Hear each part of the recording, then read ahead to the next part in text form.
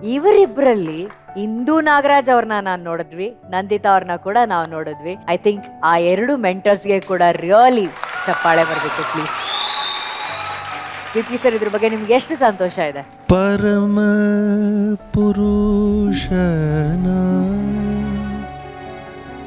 ಪರವಾಸುದೇವನ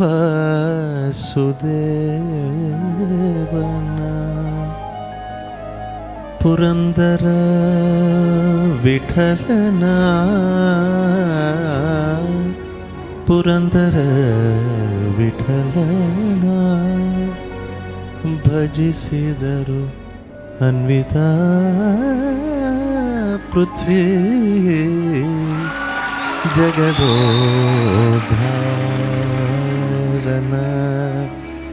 ಆಡಿಸಿದಳು ಯಶೋದ ಜಗದೋದ್ಧಾರನ ಆಡಿಸಿದಳು ಯಶೋದ ಜಗದೋದ್ಧಾರನ.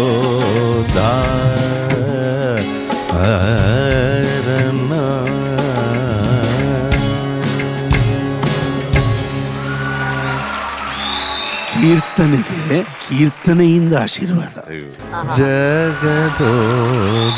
ನಮ್ಮ ತಂದೆಯವರು ಶ್ರೀ ಎಲ್ ರಾಮಶೇಷ ಅವರು ಅವರ ಬಹುಶಃ 40ನೇ 50ನೇ ವಯಸ್ಸಿನಲ್ಲಿ ಪುರಂದರ ರೂಪಕ ಅಂತ ಅವರು ರಚಿಸಿದಂತಹ ಒಂದು ಸಂಗೀತ ನೃತ್ಯ.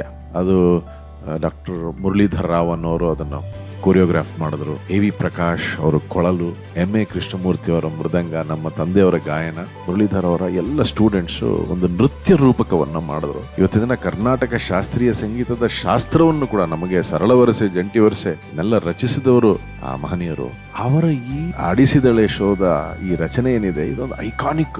MS ಸುಬ್ಬಲಕ್ಷ್ಮಿ ತಾಯಿಯಿಂದ ಎಲ್ಲರೂ ಹಾಡಿರುವಂತಹ ಹಾಡು. ನನಗೆ ವೈಯಕ್ತಿಕವಾಗಿ ಬಹಳ ಇವತ್ತು ಹೆಮ್ಮೆ ಆಗ್ತಾ ಇರೋದು ಏನಂದ್ರೆ, ಆ ವಿಠಲನನ್ನ ಎಷ್ಟು ಪ್ಯೂರಿಟಿಯಿಂದ ನೀವಿಬ್ರು ಕರ್ಕೊಂಡ್ ಬಂದಿದ್ದೀರಾ ಅಂದ್ರೆ,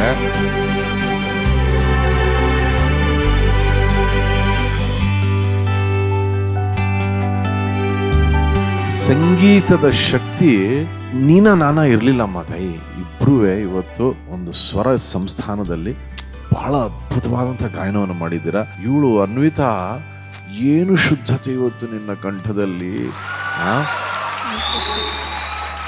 ಅದೇ ರೀತಿ ಇವಳ ಕಂಠದಲ್ಲಿ ಭಾವ ಹರಿದು ಉಕ್ತಾ ಇದೆ. ಇವಳ ಕಂಠದಲ್ಲಿ ಶುದ್ಧತೆ ಹರಿದು ಉಕ್ತಾ ಇದೆ.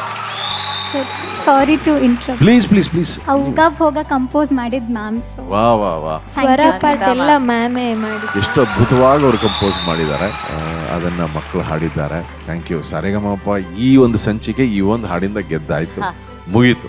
Thank you VP sir. Arjun sir, ನನಗೇನು ಅನಿಸ್ತಾಯಿತ್ತು, ಜಗದೋದ್ಧಾರನ ಆಡಿಸಿದ್ದಳು ಯಶೋದ.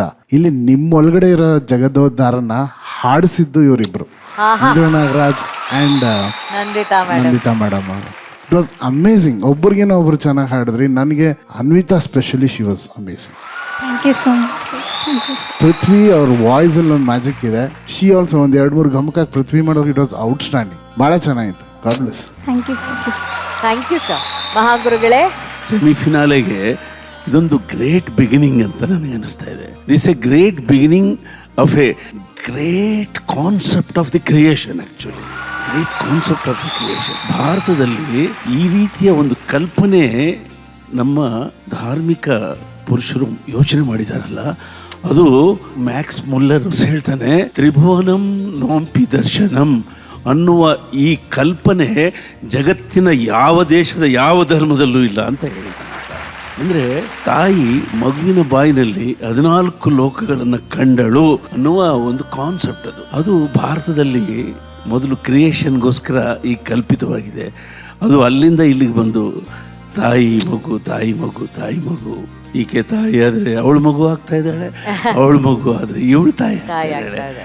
ಈ ಇಬ್ಬರು ಮಕ್ಕಳು ಹಾಡ್ತಿದ್ರೆ ಇವರಿಬ್ಬರು ತಾಯಂದ್ರಾಗಿ ಆ ಕಡೆ ಈ ಕಡೆ ಕಾಪಾಡ್ತಾ ಇದ್ದಾರೆ. ಏನು ಸೀನ್ರಿ ಇದು ಸೆಮಿಫೈನಲ್ಗೆ ಒಂದು ಅದ್ಭುತವಾದ ನಾಂದಿ ದೀಪವನ್ನು ಹಚ್ಚಿದಾಗಿದೆ. ಇದು ಸೂಪರ್.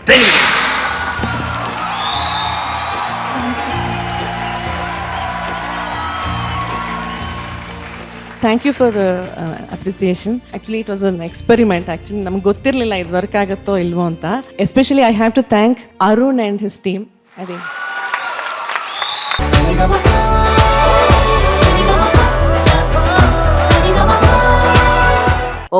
ಒಬ್ಬನೇ ಮಂಜುನಾಥನೊಬ್ಬನೇ. VP ಸರ್ ಮನ್ಸಿಗೆ ಈ ಪರ್ಫಾರ್ಮೆನ್ಸ್ ಹೇಗನ್ಸ್ತು? Fantastic performance, brilliance.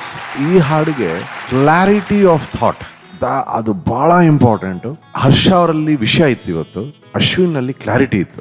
ಅಂದ್ರೆ ಆ ಸಂಗತಿಗಳು ಅದೆಲ್ಲ ಇವತ್ತು ಅಶ್ವಿನ್ ಕೊರಳಲ್ಲಿ ಬಹಳ ಚೆನ್ನಾಗಿ ನುಡೀತು, ಬಹಳ ಚೆನ್ನಾಗಿತ್ತು ಅಶ್ವಿನ್ ಅವರ.